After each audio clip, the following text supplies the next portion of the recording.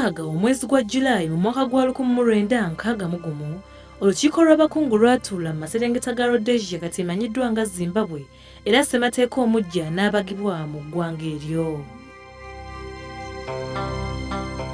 Ekyewuunyisa abantu abeetaba mu kulonda kuno baali ebitundu 77 ku buli 100 kyokka nga ku bano 66 ku bitundu 77 bino baali bakyeruppe olw'ensonga nti abantu abaali bakkirizibwa okulonda be baali abagagga nga baasoma era nga n'embeera yaabwe nnungi. Mu kino abaddugavu abasinga ebiseera ebyo tebaalonda anti baali baavu balunkupe newankubadde nga ssemateeka ono yali abagibwa mu ggwanga lyabwe.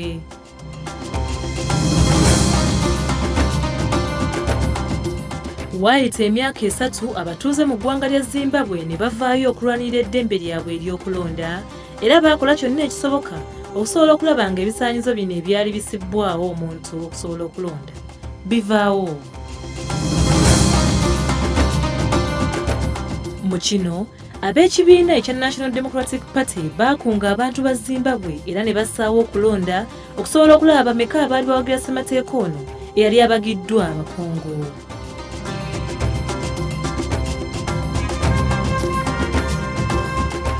Wano buli muntu yalonda era okulonda kuno kwajjumbirwa nnyo olw'ensonga nti buli muntu yaweebwa omukisa okukwetabamu.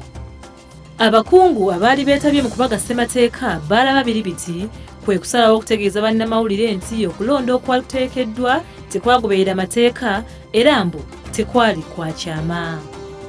Kyokka wadde bino byonna byayogerwa tekyalobera kukuŋŋaanya byali bivudde mu kulonda kuno.